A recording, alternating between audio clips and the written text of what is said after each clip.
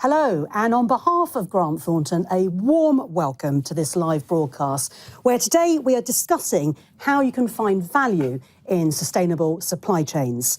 My name is Nadine de Reza, and I'm really looking forward to chairing and hosting this live event. And I'm delighted to say I'm joined by a panel of experts from UK Grant Thornton, and also representing all around the world as well. I know we'll be talking to them in just a moment about their experiences, and also an interesting fact that you may not know about them too.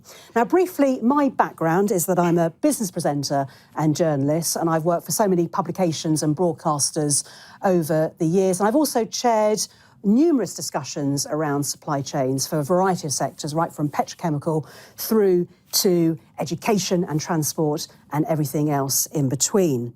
And without obviously stating the obvious, what I've noticed since I've started reporting on the issue is that supply chains have changed dramatically, particularly over the last couple of years, and will carry on doing so whether we like it or not. Now, whether you're a CFO, a financial director, or maybe you're head of internal audit, or maybe a sustainability director or a non-exec director, or just have a business interest in sustainability, it's really important that you find opportunities in your supply chain in order to create value for your business. And that's really what we're going to be discussing today. Now, in terms of how this webinar is going to work, after I've asked questions of the speakers of the panellists, I'll be putting your questions to them as well. And that means that you can submit your questions throughout the entire event using Slido, and the details should be on the screen now. So please send in your questions and comments, and I will endeavour to get through as many questions as I can, time permitting. Now, if you'd like to direct a question or comment to a particular speaker, then if you put their name down alongside the question, that would be of great help. And also, any acronyms that aren't necessarily familiar to the audience, please spell out your abbreviations. We also have a couple of polling questions that we're going to be getting you to answer throughout the broadcast. More about the polls later on. Well, I think it's now time to meet our panel. So a warm welcome to Ollie, Raj, Dan and Jackie. Ollie, if I can start with you. Ollie Bridge, who's Head of Operational Consulting for Grant Thornton. Great to have you on the programme. So tell us a bit about yourself and also an interesting fact, Ollie. Brilliant. So I lead up the operational consulting team for Grant Thornton. We primarily work with supply chains and manufacturing businesses, so we've seen lots of change over the last couple of years. Interesting fact, so I once spent probably 8 hours on a flight with Rita Ora. I sat next to her. I had no idea who she was the whole flight, and I've still got no idea today. Lovely to have you here. And next up, Jackie Griffiths, lead for People Culture and ESG for Business Risk Services. Jackie, we've worked together before, so lovely to see you again. Thank you, and great to have you here hosting us today. So I lead our ESG practice, providing risk and assurance services to our large and complex corporate clients, looking at their people risks, culture risks internally in terms of social impact, and then looking externally at how supply chains are run in terms of ethical supply chains. So we do a whole array of activities in the ESG landscape, helping clients across wherever they are on their ESG maturity. And an interesting fact, I'm sure you've got one, Jackie. I have many, but one I think I can share is I raised back in 2011 £200,000 for Macmillan Cancer Trust with 30 people as part of that work, walking up Kilimanjaro. But the big thing in terms of relevance for today is that it helped me understand the social impact of individuals doing charity activity to help an organisation, which opened my eyes to the ESG world. Raj Kumar, lovely to have you on the show as well, Head of Environmental Advisory at Grant Thornton. So again, a little bit about yourself and an interesting fact. Yeah, okay. So, with Grant Thornton, I'm helping organisations and working closely with organisations across multiple sectors, looking at their environmental, their sustainability targets, helping them develop their targets as well, across multiple sectors. which I'll go through in a bit more detail. But an interesting fact for me, I've recently taken up Brazilian Jiu-Jitsu, and the reason why I took that up was because my 9-year-old daughter almost submitted me and literally almost brought me to unconsciousness. Okay, and I thought maybe when she's older, I need to learn those skills as well. So actually, I'm quite scared of sitting next to him. I don't know about you, Dan. Luckily, I'm in between the pair of us, so I don't know if I'm lucky at all. Dan Dickinson, lovely to have you on the programme as well. Tax partner for Grant Thornton. Same to you. No, thank you. Yeah, I'm not really the head of anything, but like everybody else, I'm an international tax partner by trade. So. Spent 20-odd years helping multinational businesses with their global footprint, making sure that they understand their tax obligations globally and that they're paying the right amount of tax. I'm now also the firm's tax representative on our ESG steering committee, so essentially parts, with all these guys, making sure that we're bringing all the value we can to multinational businesses on their ESG journey. So it's great to be here this morning. Yeah, indeed. Yeah. And have you got an interesting fact? Yeah. I mean, I could have used Raj maybe to help me. I spent a good few years working in Asia, and I was once part of a team supporting David Cameron, the government at the time, on a trade mission to the region and China in particular. And we were having there was a team photo, and I was late as always, and I came in. And there was a nice space for me to stand in. I didn't quite realise that everybody else was just ready for the photo. They were all in their power poses and all that. And I thought, that's a good space to stand in. I'll just get in there. And then I heard a kind of audible from the civil servants. And then the second later, the David Cameron security detail kind of picked me up and put me to the back of the photo, like, unceremoniously. He then did his kind of smiley, I'm really tall and confident thing, and then just wandered off, and I was just left. Well, at least you still got in the photo, though. I did. I was kind of a floating head at the back. Yes, which they edited out later on. Yeah, but, no, they didn't. These are brilliant facts. Well, welcome to the panel. So there you go. That's our panelist today. And before actually we get into the discussion, among other things, we'll be talking about the new Business Outlook Tracker research, which focuses on the mid-market, which is undertaken by Grant Thornton, which I'm sure many of you are aware of because you've taken part in that research.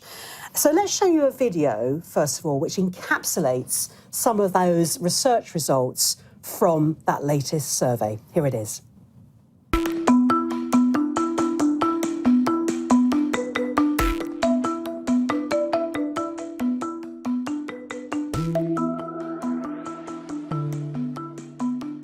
Following a particularly disruptive few years, more than half of businesses think it's harder to operate today than it was 12 months ago. During the spring statement, the Chancellor warned that businesses should prepare for the economic environment to worsen, potentially significantly. We spoke to the mid-market to ask their thoughts on supply chains. Nearly half of businesses agree that they did not have a good enough understanding of their business's supply chain to be able to respond quickly to the disruption seen over the last 12 months.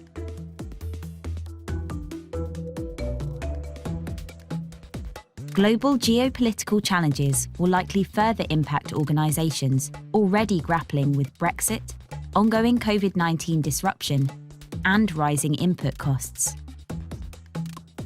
Our research suggests that the majority of businesses may have to pass these increasing costs in their supply chain onto consumers through higher prices for their products and services.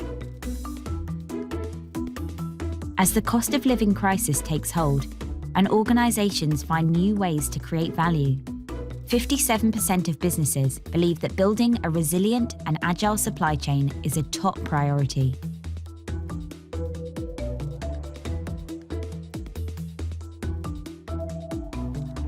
There is opportunity for the UK, with 52% agreeing that they would like to relocate more of their production or suppliers to the UK to reduce risk from their supply chain. Supply chains continue to change rapidly, and business leaders are under pressure to react, meet reporting requirements, and offset costs. To do this successfully, we've identified 4 key areas for you to focus on. This includes understanding your changing supply chain risks, managing social and reputational issues, optimizing costs, especially reducing energy usage, and finally reporting, regulation, and tax issues. Tackling these will result in an optimised supply chain that will allow you to create value, address stakeholders' ESG and supply risk concerns, and comply with increasing regulation and tax issues. Well, it was interesting when watching that video, some of the stats that caught my attention. I've made a note of them. What's striking is that over half of businesses feel it's harder to operate today than 12 months ago, because let's face it, it's more volatile. We've got rapidly changing supply chains, and quite frankly, business leaders are under pressure at the moment to react. They're under pressure to meet those reporting requirements and also to offset those costs where possible. So really building that resilient, sustainable and agile supply chain is a top priority for many businesses, particularly when you think about those headwinds coming our way, a potential recession on the cards as well, those rising energy costs and commodity prices, as well as increased trade administration and political uncertainty. So a lot to think about, and we'll be discussing that today with you. So remember to keep those questions and comments coming in.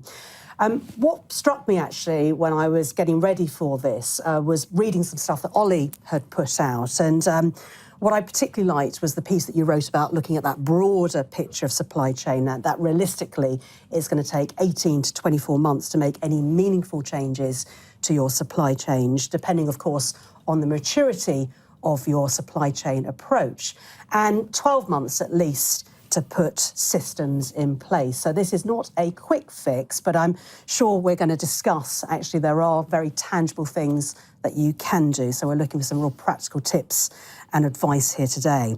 And all of that really is underpinned by that growing ESG, the environmental, social and governance agenda. And I mention about your internal ESG strategy straight up, because actually, if that's not in place, if that's not in order, then your supply chain is going to be a long way off as well. So we're going to help you look at ways to build that resilient, sustainable and report-ready supply chain, where we're primarily focusing on the mid-market. And on that note, I have the first polling question for you to think about, which you should be seeing on your screens now. And the polling question is as follows. If you've made ESG-focused agenda strategy changes to your supply chain, what has been the financial impact on your business? So I'll read that question out again. If you've made ESG-focused agenda strategy changes to your supply chain, what has been the financial impact on your business? We've got 5 responses to choose from. I can see some of the results already coming in, so I'll just read those through for you. Cost saving, or could it be that it's cost neutral is your option? The third response, cost increase. Maybe you're not sure, or too soon to tell. So 5 responses, and we'll come back to those results in just a couple of minutes.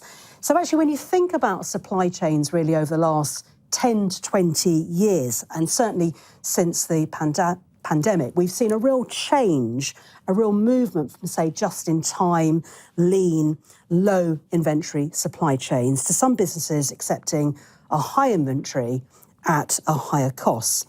So, Ollie, if I can bring you in, first of all, do you think these type of supply chain decisions, given the high amount of volatility at the moment, is actually triggering businesses to make ESG positive decisions without necessarily knowing that they are? Yeah, it absolutely is. What we're seeing is there's a lot of volatility and unpredictable nature in the supply chains at the minute. And people are looking at their business and looking at their ESG strategy and then looking at how they can combine the two. Because an ESG strategy is really important to the whole of the supply chain. So we are seeing things like where you've got a war on talent. That's a real positive ESG agenda because you're attracting talent and you're using some of the ESG things to bring that in.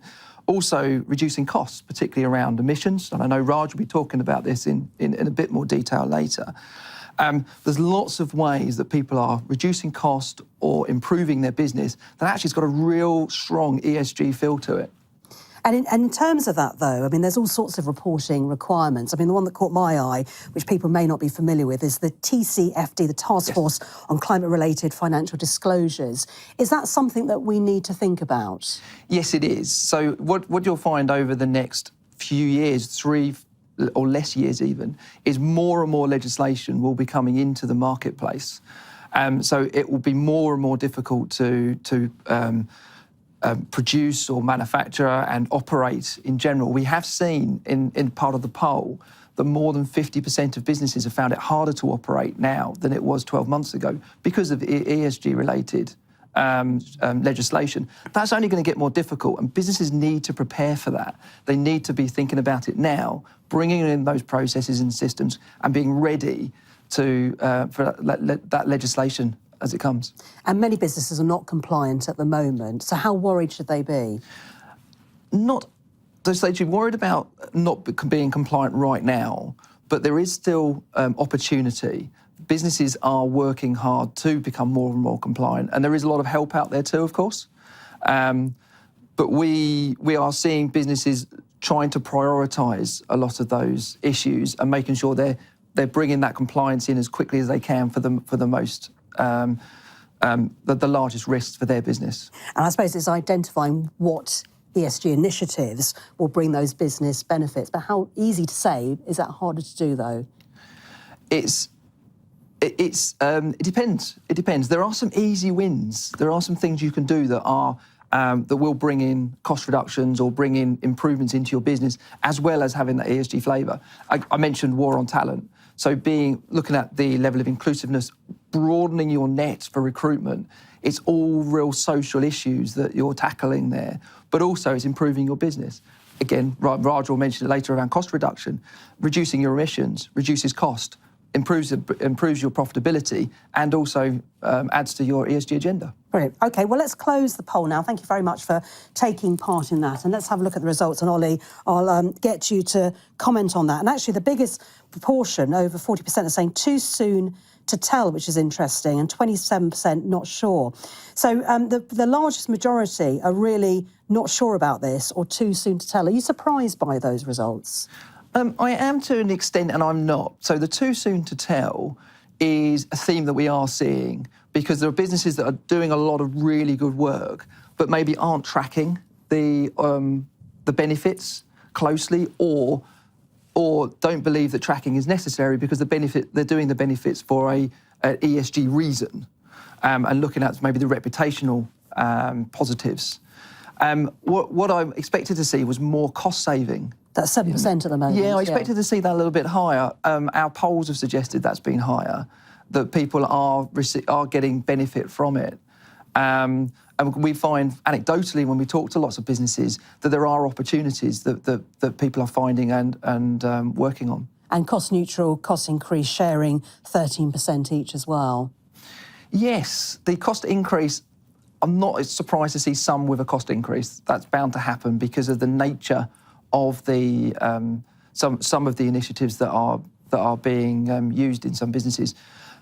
However, again, for most businesses, there is opportunity to reduce cost as well. Yeah, OK, and we'll come back to that as well. We have a second poll question for you while we're in a polling mood and before I go to Jackie. And the second polling question is, does your business consider the S in terms of social impact in your supply chain? And there's just 3 options there: yes, no, not sure. So does your business consider the S in terms of social impact in your supply chain? And Jackie, actually, I'm going to ask you a similar question. Well, obviously, we don't want to lead the audience. Hopefully, they've had the chance to answer that. Yes, no, not sure. So next question to you, Jackie. And do you think businesses consider the S in terms of social impact in their supply chain? And thank you for that. I would say it's a mixed response in terms of the clients that we work with. I think picking up on what Ollie has said around the war on talent, that is a big issue that organisations are grappling with. It is a competitive market, it's an employee-led market out there, and individuals are making choices to join a company based on what they're doing in the ESG agenda. So it's about how are organisations advertising, what is the narrative around the social impact of activities that they are running within their organisation, the war on talent, the D&I initiatives that organisations are driving and grappling with, all the way through to volunteering, as I talked about in my example in terms of an important fact. It's about all the stuff that organisations are doing. How are they labelling that? What's the narrative that's internally advertised, but also externally? How do people understand what's happening in the ESG agenda around social impact. Indeed, it's like joining that dots, isn't it? It's Between joining the internal dots. and external, Yeah, rather yeah. than exclusively just looking internally and ignoring the external, having different people looking internal and external. And how about human rights and modern slavery in your work that you're doing with organisations and businesses? So that agenda, we have been working with clients over the last 3 to 4 years. There's been a mix again of clients that want to understand their supply chain and human rights issues that may be out there. So we've gone in and we've audited, modern slavery statements just to look at what are organisations doing to mitigate the risks in their supply chain, all the way through to, undertaking reviews around ethical supply chains. So I would say it's mixed, but there is much more legislation that's out there now that's encouraging organisations to really reflect on their human rights activities across their supply chain and also internally within an organisation. So it's not going away. And we talk to clients around how can they put this on the agenda. And also another question, how do you make those sustainable decisions on your supply chains? That is a question you must be asking your clients as well. And we do. I mean, there's a variety of questions that we ask them around this supply chain challenges, because the supply chains are so complex, as Ollie talked about and as we saw in the video. And it's about constantly reviewing, constantly monitoring, not just doing one activity when you bring a supplier on board and then you move on to something else. It's about that constant review, monitoring. As we said, supply chains are constantly changing and will continue to do so. And will continue to do so. Yeah. And not doing anything isn't good enough. Yeah. And actually, it's looking beyond just the E, isn't it, with ESG? And that's why that question about the S, I think, is really important, because often people stop at the E and forget about the S and the G. And that's why I'm hoping we've got some non-exec directors joining us so that boards get on board with it as such and For sure. look beyond the environmental side. So let's close the poll now, actually, and let's see what the results are. Does your business consider the S in terms of social impact in your supply chain? Yes, 63%. So the lion's share. Jackie, is that music to your ears? Absolutely. And when I'm in talking to clients, it's around the narrative around that and how are they talking about that internally and externally. That's what I think organisations need to think about. How do they join that narrative up in terms of what is advertised internally and externally? So great to see 63%. Yeah. And it's just about constantly reviewing.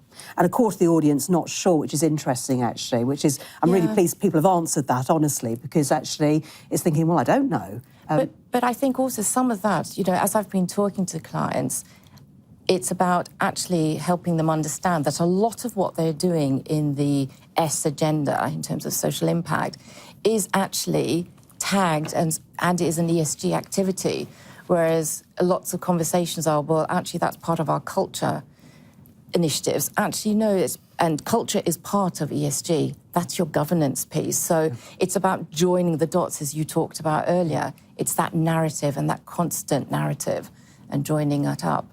Re-tagging things is important as well. Great. Well, thanks very much for doing those two polls. No further polls for this, but that's been really insightful for us, actually, as we move the conversation on. Thank you, Jackie. Dan, if I can bring you in now. Lots of regulation is following around all aspects of ESG. However, how do you feel if businesses are responding around taxations and legislation, staying with the S part of ESG, the social part? Yeah, I mean, as a kind of general comment, tax runs right through the sustainability agenda of all businesses, especially a multinational business. Minor history lesson, but post the global financial crisis, 2008, 2009 was when the kind of external pressure on multinationals' tax affairs really ramped up. People actually became interested in what I did. Before that, they thought, I don't know, he's some sort of accountant, or I worked at HMRC or something, but actually my friends and family started asking a bit more because it really got into the kind of social and media consciousness, and like phrases like fair share of tax and all that sort of stuff became kind of common parlance, if you like. And, at that time, there's a lot of focus on the UK tax bill of multinationals, people looking at how much turnover they make in the UK and then sort of extrapolating how much tax they thought they should pay. But in terms of supply chains, there was also a lot of focus there on especially businesses where there were maybe, using commodities that came from less developed nations. So there's minerals, oil and gas, food ingredients, all sorts of things like that. And actually people started to look at, well, in that business, if it's UK headquartered, where's it getting its value from? Where is it paying tax? Where isn't it paying tax? And a lot of pressure on the amount of tax that was being paid in a less developed country compared to a European headquarters business that may coincidentally have a low rate of tax. Right, so there's a lot of pressure there, and that led to a lot more regulation. The UK has actually been at the forefront of a lot of this legislation, together with the EU. When we're part of the EU, we carried on those rules.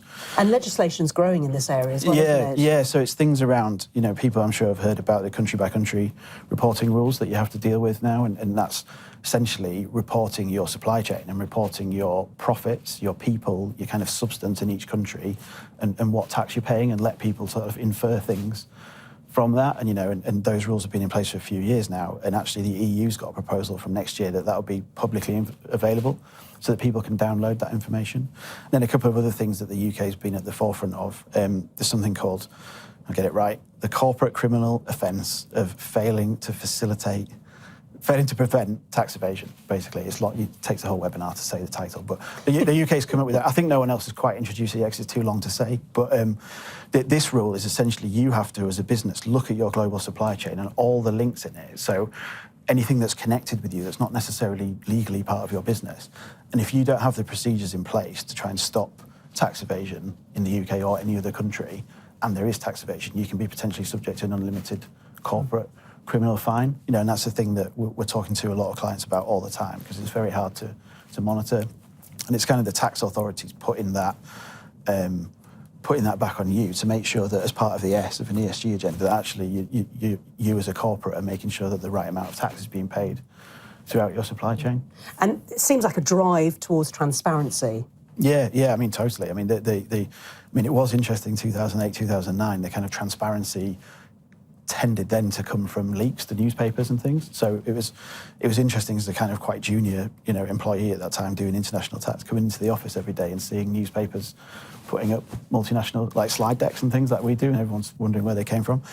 The whole Panama Papers stuff. I saw some of my clients on Panorama, things like that. That kind of led to government saying, actually, we need to shine a light on this a lot more. And in the context of supply chains, it tends to be around fair tax, ethical supply chains, thinking about modern slavery, but also a contribution to an economy is more than just how you treat your employees. It's what tax you're paying on the business, and is that country getting its fair share of its resources. Yeah.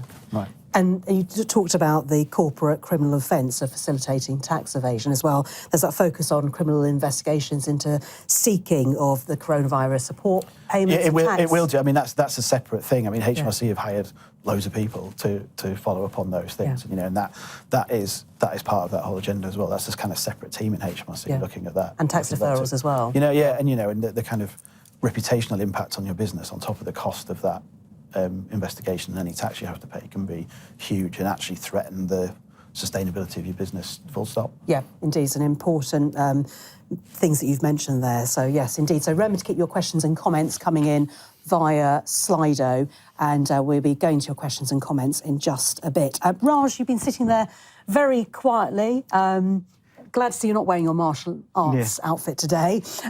Now, to you, Raj, do organisations truly understand their impact on the environment, and how are they actually compiling data to understand this? And also, what is their confidence levels around that data collection? No, it's a really good question. If we break that into its component parts, I think that would be a really good place to start. So we've spoken about TCFD and what it means and how it's impacting companies. But in a nutshell, looking at it from a very practical perspective, if you break that into three components, there's Scope 1, Scope 2, and Scope 3.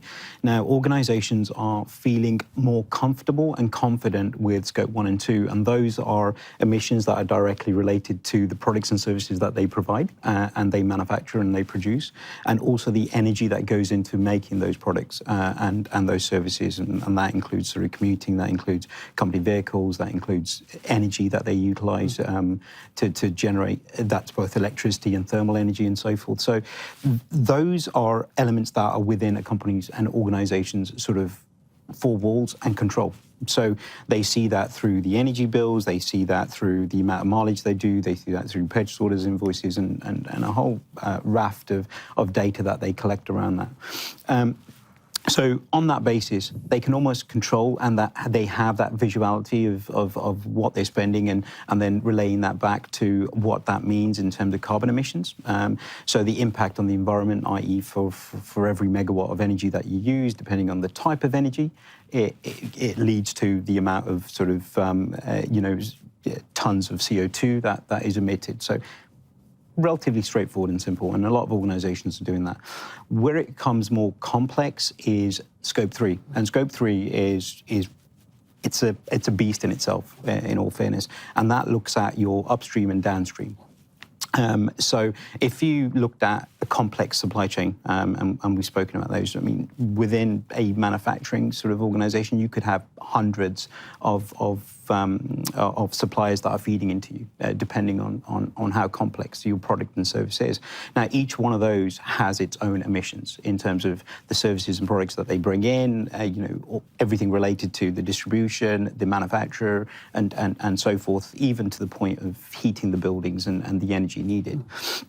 So when you start accumulating all of that and what it means to the environment, it becomes massive. So if I was to put it into some focus, Scope 1 and 2 can be anything up to sort of 5 to 10% on average of the overall emissions, but Scope 3 is the remaining of that. So you're looking at 95 to potentially sort of 85% of all emissions relating to Scope 3.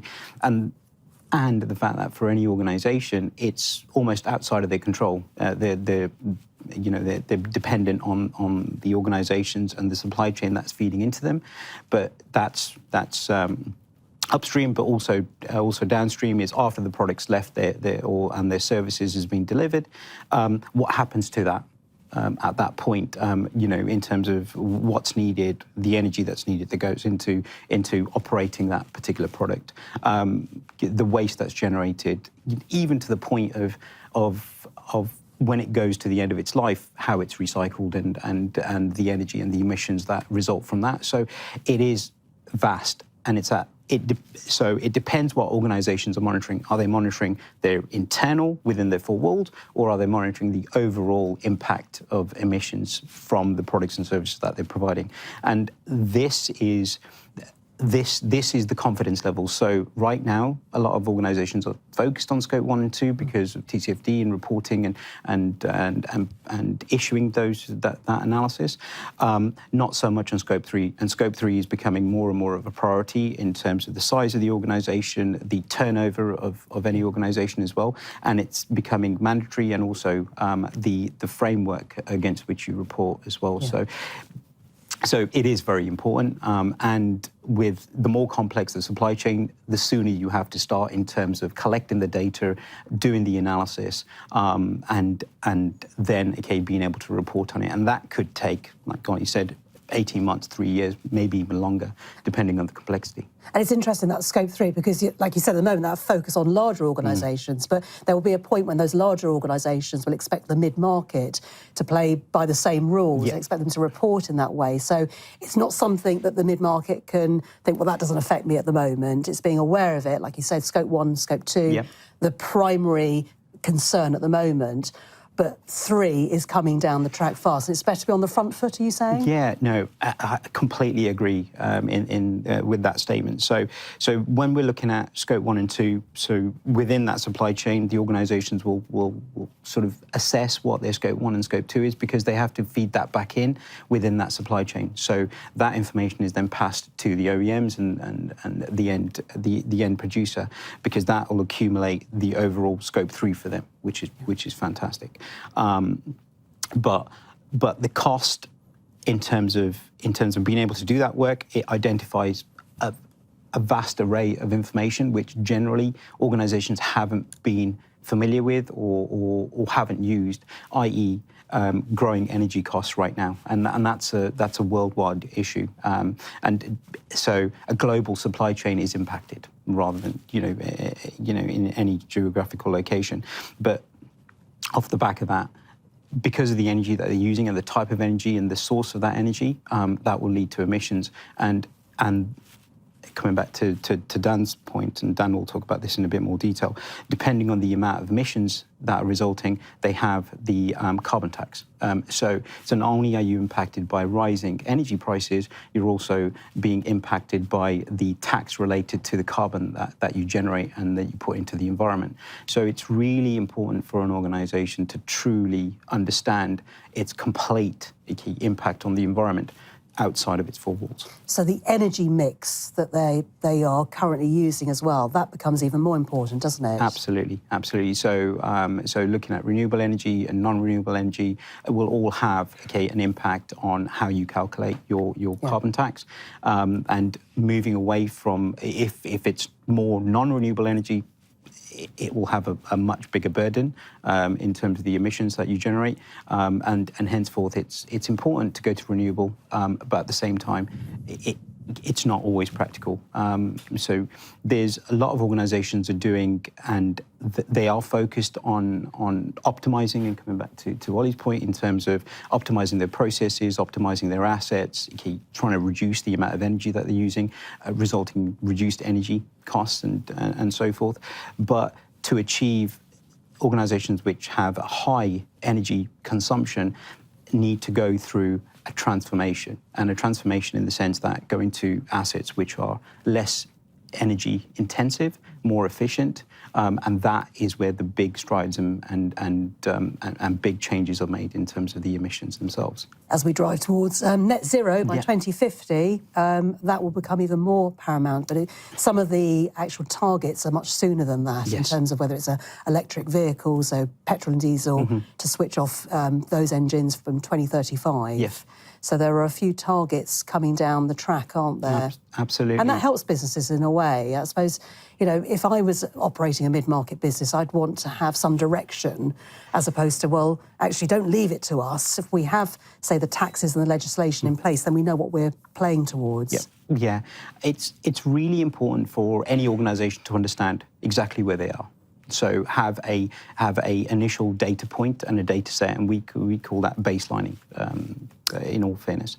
Once they've developed that baseline data in terms of truly understanding what their energy and what their carbon emissions are internally, and also develop that for their Scope 3, they then know where they can prioritise their efforts, what the key results are in terms of what the key contributors are to the environmental emissions, what the key contributors are towards energy, to cost, to tax, to social, and then they can focus that. And then from that, they can develop a roadmap, they can develop a strategy, they can develop KPIs, define their targets and define their measures, and they can always refer back to a starting position. Thank you, Raj. Dan, so how does that reflect itself in the data and reporting when it comes to tax, based on everything we've just heard from Raj? Yeah, I mean, it's really interesting. It's an evolving area and fast moving. I mean, as a summary, I'd say businesses just have to be aware that more and more carbon taxes are coming. And this isn't now just me boring Ollie about it. So it's actually happening. And I'm not really talking about kind of taxes on profits, like esoteric tax on profits or effective tax rate, or even like a windfall tax that's been talked about by oil companies. I'm talking about above the line cost of goods that people aren't necessarily, the businesses aren't necessarily factoring into their projections. Governments bring out these changes because transformation, the word Raj used, is really hard, costs money, right? And you look at it, and the polling question as well said only 7% of the respondents, I think, said they think it's cost saving, the things that they've done. So if that were true, and you look at that, you think, well, I might not bother, I won't bother because it's costing me too much money to change. So governments have levers, both on the tax side and the incentive side, to sort of force change. And the main area in E, we can talk about plastics packaging tax, landfill tax, other waste taxes. They're important for certain businesses. Carbon taxes are the things that are going to impact every business. Japan last week or week before announced that they wanted to have a global carbon tax on shipping. And if you think about the current landscape we're in on supply chains, the shipping cost that people are suffering, that businesses are suffering from, that ultimately gets passed on to us to a certain extent if businesses are able to do that. This tax on shipping, the carbon tax, will add another $60 billion a year or something onto global shipping costs if it comes in. And now that needs to be factored into businesses' long-term projections on their supply chains, because it really goes to the heart of whether they're sustainable or not. And it's about having a kind of weather eye on policy in the places where it's really important to your supply chain. So Raj talked about, people putting the data together, a kind of baseline, and working out where their emissions are, where they're coming from. Actually, what I'm advising clients on now is to look at those countries and think, actually, where is their policy going? I've had an Australian election this week, and it is basically a 180-degree about turn on an environmentally friendly, focused government coming in. And if you think about a supply chain there, you think, well, actually, loads of the world's iron ore comes from Australia. Right, $150 billion or something a year their exports on iron ore now. Iron ore feeds into steel, it ends up in your automotive company's cost base and all their supply chain, right? And you have to keep, what we're advising people to do is look at where policies are going in countries and factor that in. Yeah, indeed. And you talked about several taxes that have just been introduced, like the packaging one. I think that came in April, didn't it, 2022? Right, yeah. And right. There are some exemptions there. But again, I bet there's quite a few businesses that don't realise what their obligations are. No, that's right. And it's not just UK businesses, it's overseas businesses importing stuff into the UK as well. And I think the other thing on carbon I wanted to mention is what the EU is doing around that. Yeah. So there's something called the Carbon Border Adjustment Mechanism, which effectively is a tax on scope 1, 2 and 3 emissions. So if you're a business that's importing certain products into the EU, from next year, you first need to register under this regime. And then you need to start making calculations to understand what your embedded carbon emissions are in that product that you're bringing across the border into the EU. It's meant to level up the playing field for EU producers of certain products versus producers in countries who don't quite have the same carbon tax or carbon pricing mechanism. And that is a thing that's going to add loads of cost to businesses and loads into supply chains. If you think about, let's say, an automotive company in the UK and the EU, iron ore comes from Australia, policies might change in Australia, there might be more cost there.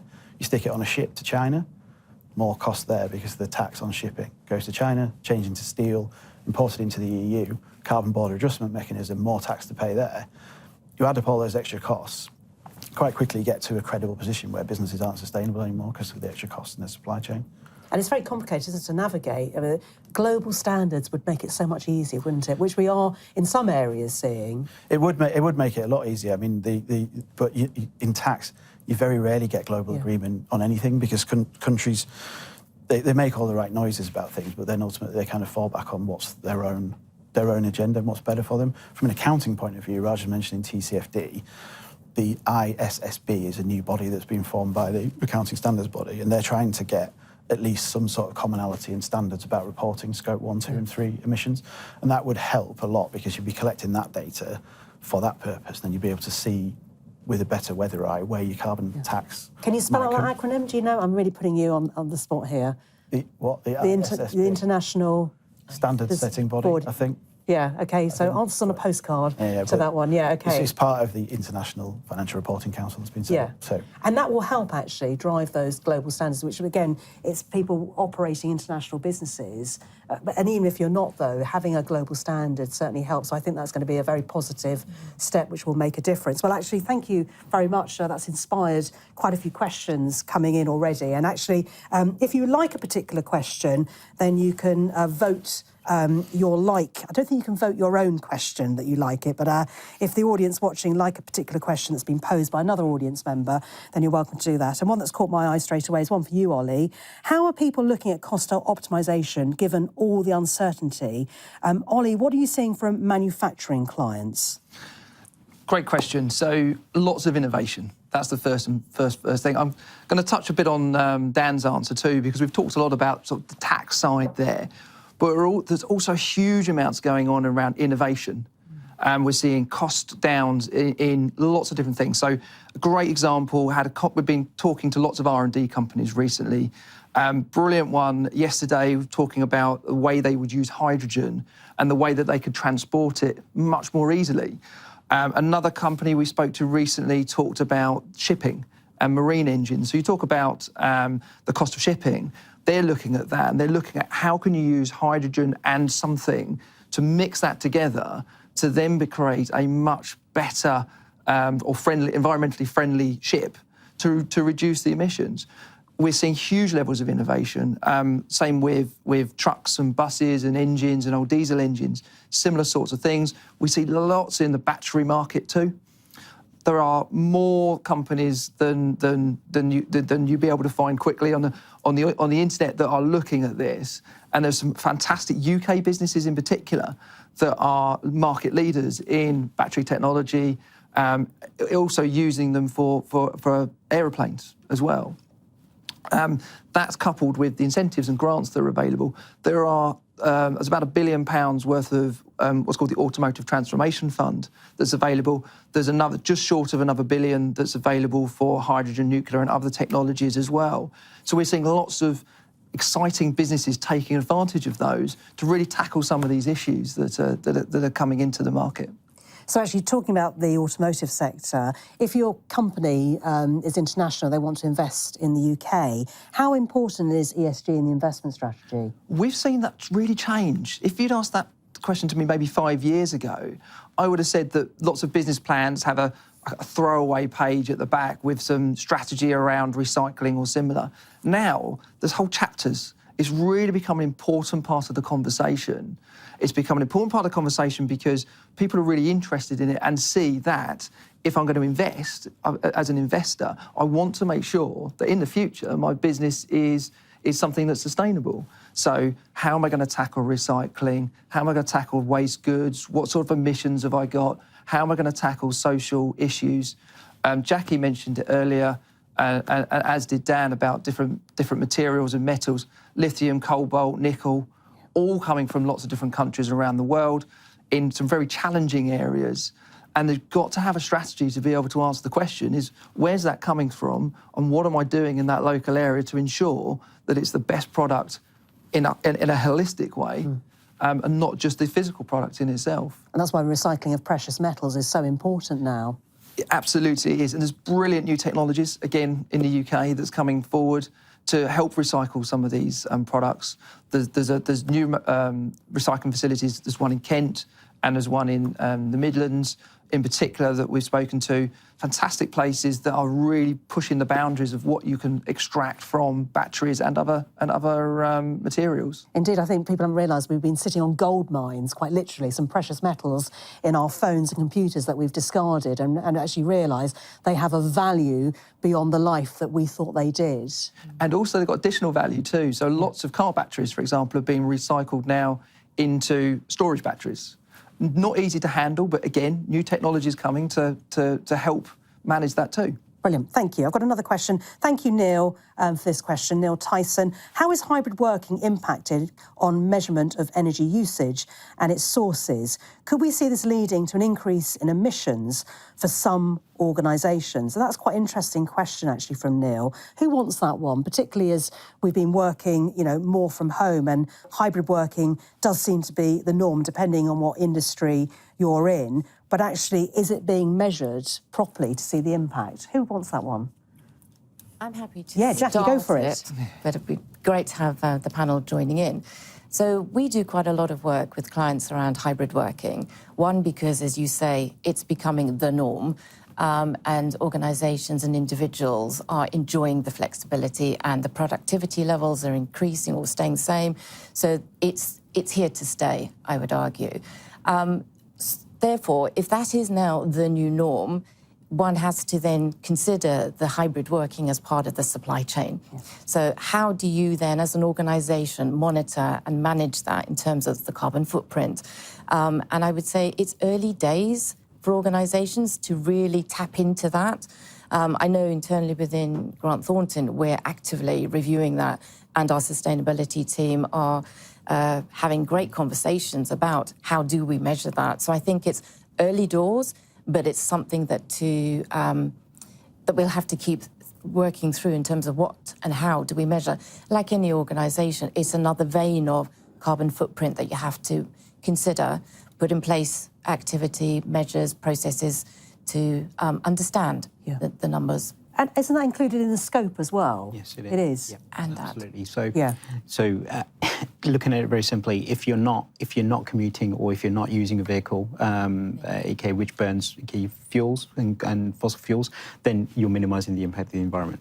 Very simple statement, and that's great. But you can break that down into two phases: direct sort of operational staff, which do have to go in as part of the manufacturing and so forth. So there's still going to be an element to that, and then the more sort of indirect, sort of staff and social elements in terms of that are office based, which can have that flexibility in terms of working. So it does impact, and we've seen an initial sort of improvement or reduction in CO2 down to that, but it depends what proportion of that commuting it contributes to your overall emissions as well. And I'm just thinking the government, the paper they produced, 2050 net zero, I'm sure that was mentioned as well, remote working or home working, wasn't it? So it is being... Ollie, I think, did you want to say something? I was only going to say about boilers. Gas boilers are one of the big trends that's going to come in the next few years, removing those because there's a huge level of emissions. I want to say it's about 15 or 20% of the total emissions in the country come from gas boilers. So we're going to be removing those, we're going to be changing for electric or other solutions. And that's impacted by home working. Yeah. And there are financial incentives, aren't there, depending on where you live. But OK, fine. OK, that's brilliant. Thank you very much. Got a question from Paul Gooch. Thank you very much, Paul. And considering the huge scope of ESG, is it only the big corporations that can afford the top talent and expertise to effectively manage the challenges? Oh, I like that question, Paul. Who wants that one? Who wants to have a go? I'm happy. Go on, Ollie. Happy to start that one off. Don't fight over it. It's a great question. It is a really good question. And I think that's the challenge for lots of mid-market businesses, because mid-market businesses have some unique offerings as far as recruitment and retention that larger businesses maybe cannot offer. You've got lots of great opportunities, and you've got to advertise those as a mid-market. So some of those are maybe non-financial benefits that retain and attract people. And there are probably financial benefits there too, because you would hope that you'd be able to accelerate their careers as well in a small business as you would in a large business. And let's not forget the mid-markets is that engine of the UK economy, and is a brilliant, like you said, for those flexible opportunities that you may not get in the larger organisations, that chance to grow. Absolutely. Exposure to senior people is brilliant in mid-market firms. And you get a whole range of offers, and you're not siloed into maybe one function either. So it's about how mid-market businesses sell themselves at the minute. And we're talking, what, 50 to 500 million turnover, aren't we, when we're thereabouts? OK, brilliant. Jackie? Perfect. He went in and took all the words out, but no, seriously. The only thing I would add to that is the flexibility and the speed at which the mid-market can put things in place. You know, the innovation point that you talked about, you know, we've talked to a number of clients recently around circular economies within their own organisations. So there are some great opportunities to tap into, get involved in some of the supply chain activities. So, and the speed at which the mid-market can put these offers on the table is quite attractive for the talent. But it's just about that narrative piece that we talked about earlier, but also as we've talked about here now around how are you advertising that? How are you communicating internally and externally to the market around the opportunities? Yeah. That's what organisations need to be doing. Indeed, as often they don't have the time and the resources, do they, to do that. But actually, if you put aside the effort for that internal and external joining the dots, that attracts the talent because they like what you're doing. And if you look at LinkedIn, it's becoming very busy at the moment around what organisations are doing and trying to attract people. So it doesn't necessarily rest with a comms function. Any leader should be out there talking about the stuff they're doing. Dan's nodding away there. Does that mean you want to speak, Dan? No, I'm just thinking about any kind of investment you might make on the ESG journey and agenda, whether it is an investment in talent or new technology or whatever. It feels expensive and it feels like it's going to cost money and it feels like when's it going to pay back. I think to Ollie's point earlier, as a business, you've got to look for all the pay-fors out there. So Ollie mentioned incentives, grants, in the tax system, R&D, capital allowances, all that stuff. We find a lot of business. We spoke to one recently, an inbound business that hadn't factored in any of the potential grants or tax savings they could get in investing in a new plant in the UK into their cost-benefit decision. And if we hadn't spoke to them, the UK would have looked like a bad answer, which is bad for the UK economy, bad for employment, bad for everything. So just think holistically about all the payfalls you can get, I would say. Yeah, good point there. I've got a question from Brian Hardwick. How do you gather ESG data from suppliers and consumers who may be upstream or downstream positions away from you in the chain? So who may be several upstream or downstream positions away from you in the chain. So I'll read that again from Brian. How do you gather ESG data from suppliers and consumers who may be several upstream or downstream positions away from you in the chain? And that's obviously got quite a few likes there as well. It's up on the leaderboard there. Yep, I'll take that one. Thank you, Raj. Around data. There's multiple ways in which you can do it, but looking at it from a simplistic perspective, depends on the relationships that you do have with your upstream and downstream supply chain. But a good way is questionnaires. So having a questionnaire which you can send out to your supply chain. There's no guarantee that you'll get all the answers back, but that will identify where the gaps are within the data and within the analysis, and it will help you understand your risks, because that is a big part of risk, and also help you work with that supply chain to fill in those gaps. And then you can use proxy data depending on where they are globally, depending on the operations that they do. There's standard elements of data that you can put in there, but ideally you want to move away from proxy data into actual data. So questionnaires, interviews, talking to the right teams within the organizations as part of your upstream and downstream to collect that data, identify where the missing gaps are, and help them fill those gaps in. Brilliant, thank you. I hope you like that answer, Brian. Jackie, I've got one for you. How hard is it to understand the supply chain and each level of supplier with respect to their practices to protect human rights and labour standards? Great question. And again, it depends on the organisation and the level of complexity of that organisation. So it's a mixed response in terms of how difficult it is. Arguably, though, it is easier to understand your tier one suppliers, those people that are directly supplying to you. But again, that becomes more complex as your tier one suppliers are not within country, they're across international borders. So understanding what their makeup is important, but it's more complex to be able to do. Picking up on Raj's point around questionnaires, yes, you can give that to them. Physically going on site and having a look at them. If you're here in the UK, doing that over in China is less easy, but there are organisations that can do that for you. So there's some due diligence around understanding your activity across your tiers. If you go further down into your tiers, in 2, 3, and 4, the suppliers of your supplier, it becomes more complex. So you have to use a variety of tools that Raj has talked about to really unpick the makeup of your supply chain. And you have to build and grow processes to do that right here, right now, because the supply chain, as we've talked about in this last hour, is so complicated. And we go into clients and ask them to identify, what are your tier one suppliers?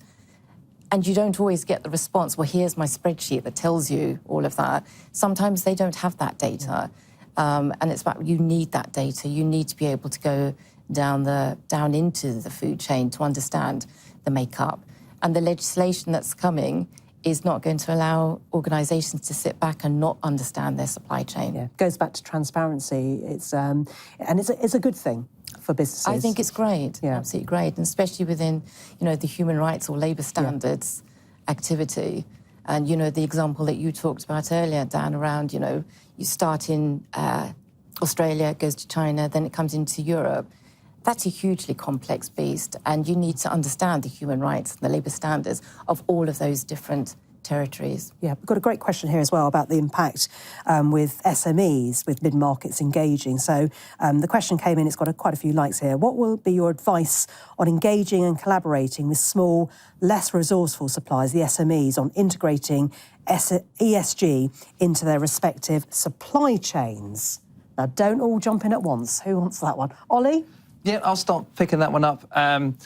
Just on the last question, just a really quick bit to add, because it adds into this one too, which is around some of these ESG-related questions that are being asked in the supply chain. can be quite business critical as well. So they're really important to all businesses, whether they're small or medium, or even the large ones.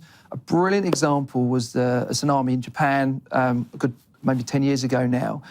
That took out a factory that couldn't produce for a long period of time, that made white paint, or the pigment that was used in white paint in cars, which meant that no cars could be made with white paint over a period of time afterwards. So no one actually knew this in the automotive industry. They didn't realise that all the roads led to this particular factory that caused this particular problem. So knowing those tiers and knowing what's down is actually really important for all businesses, because there's always a risk in there somewhere that you need to consider. So I'd flip that question round and say, why would they not do it? It's because there are risks to not doing it. So understanding your risk, that's another interesting fact, actually. You should have told Rita Ora that one. She would have been a good conversation starter. Now, that's fascinating, isn't it? To think that impact without people realising that.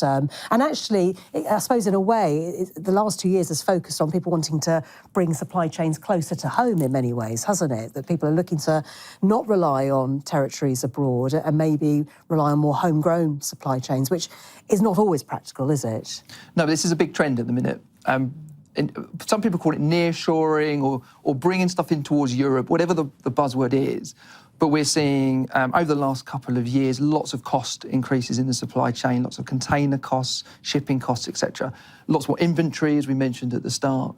And that's caused more costs throughout, and actually increasing people's cost per unit.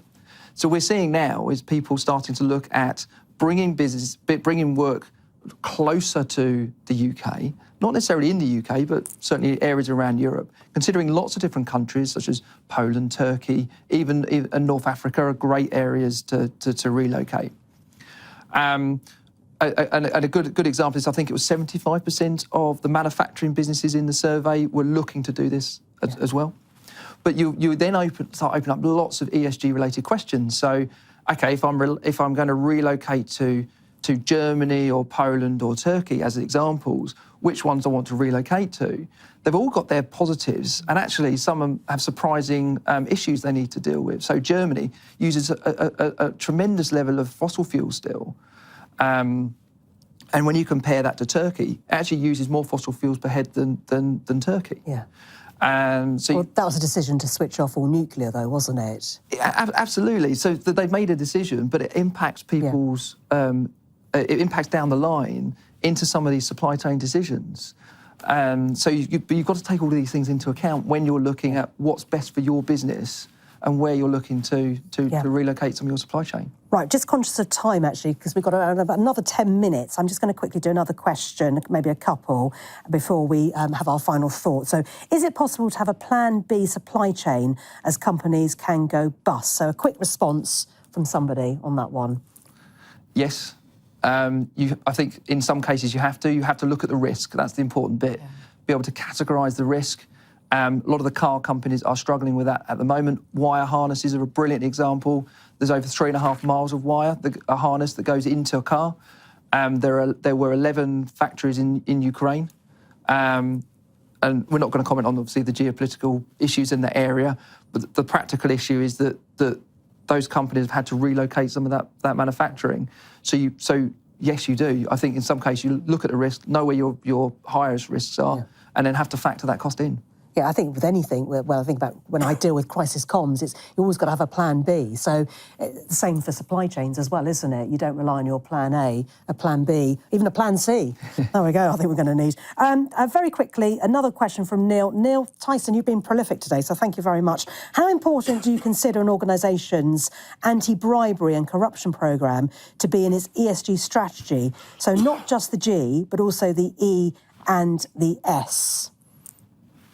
I can take that. I mean, it's enormous, right? I mean, it's linked to it's integrated. Yeah, you're right. I mean, not just the amount of you can look up some fines, right, and see how much some companies have been fined and the sort of reputational damage they get. It's linked to some of the things I talked about before within the tax agenda about the reputational impacts that can happen if you get caught out by one of these things. And so I think the it should be right at the top of a board's agenda, NEDs, it should be right up there to make sure that this is being dealt with. Not just from a kind of selfish, this could make my business look bad, but it's not the right way to be operating business anyway, right? It's good.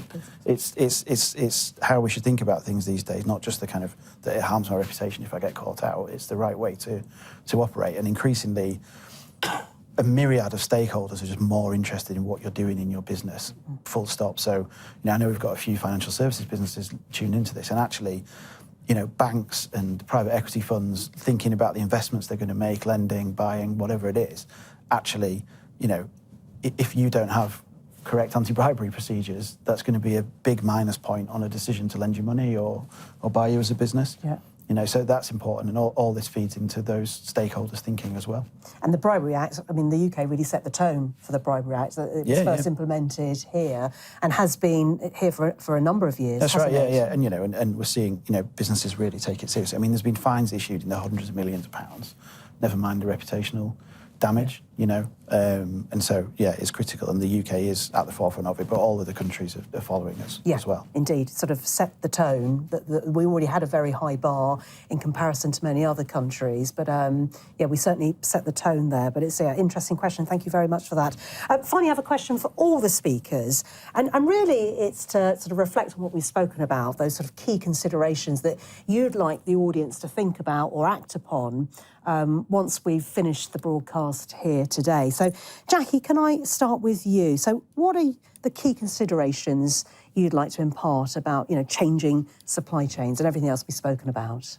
If there's one thing that I would ask you to do is to look at if you qualify for a modern slavery statement in terms of the size of your business, go in, read it, see whether or not there is substance behind it, and if not, go back to your executive team and explore the issues.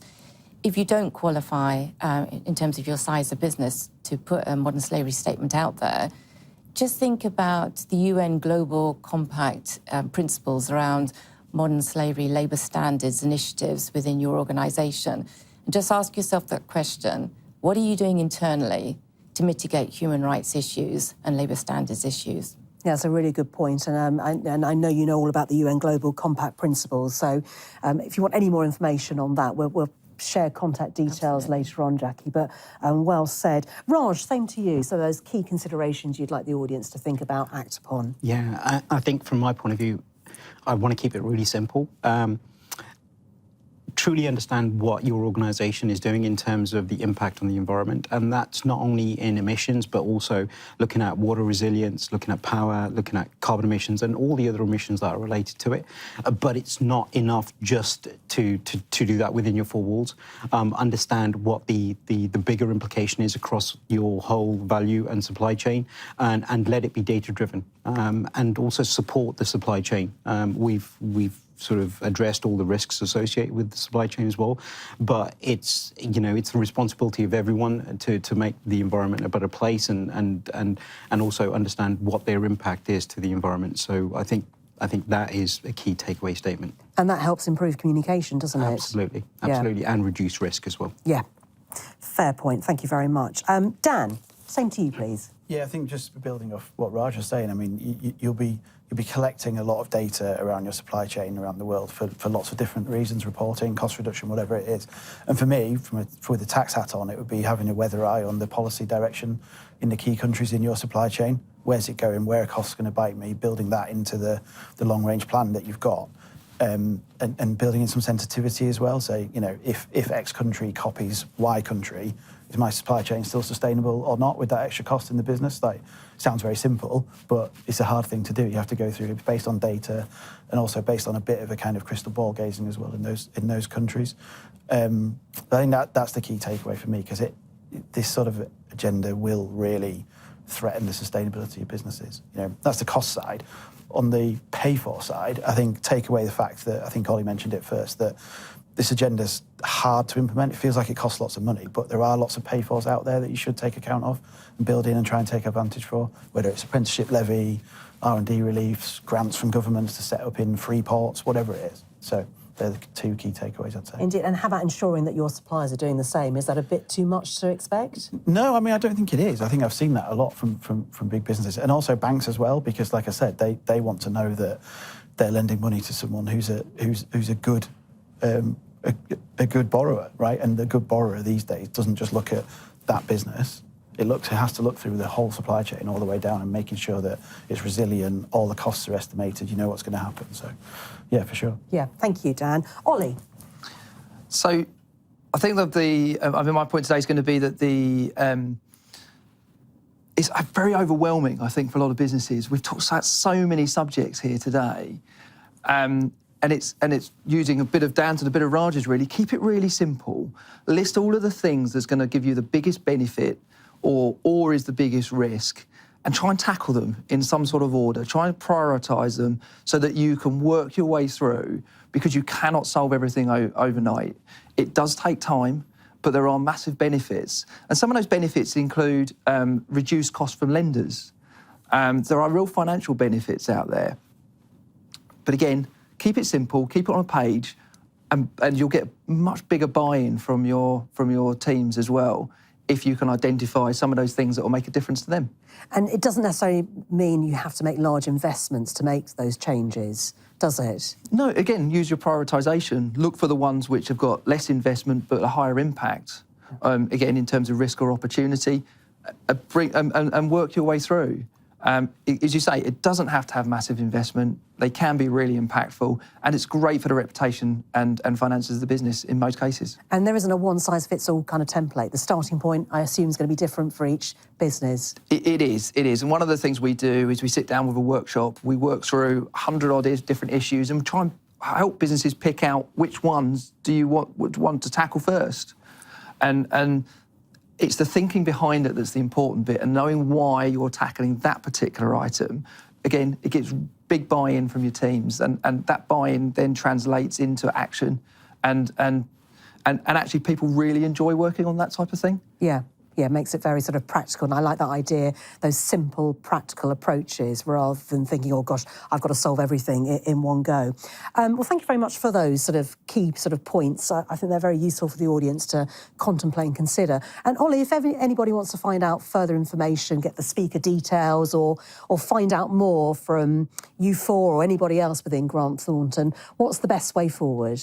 There should be a slide on the screen right now, so with some contact details. Please feel free to get in contact with us if you've got any questions, or with your contact, who I'm sure has put you in contact with this webinar as well. So plenty of people within Grant Thornton that they can get in contact with, including your good selves as well. And just so you know, actually, a recording of this broadcast will be made available in the next few days. You'll get an email confirming when that's ready to view. So you can watch it all again or share it with your colleagues, because we've covered, haven't we, so much breadth and depth, and hopefully given you some really good practical ideas, and to think about actually where should we start, or how can we improve our ever-changing supply chains. So I hope you've enjoyed this broadcast. I want to thank all four speakers today. So thank you very much to Ollie Bridge, Head of Operational Consulting at Grant Thornton, to Jackie Griffiths, Lead for People, Culture and ESG at Business Risk Services, Dan Dickinson, Tax Partner from Grant Thornton, and also from Grant Thornton, of course, Raj Kumar, Head of Environmental Advisory. And I'd also like to thank you, the audience, for all your questions and comments throughout today, and for taking part in the polls. It's been most insightful. Thank you for your time today, and I wish you all the best in your sustainable supply chain journey. Until next time, thank you and goodbye.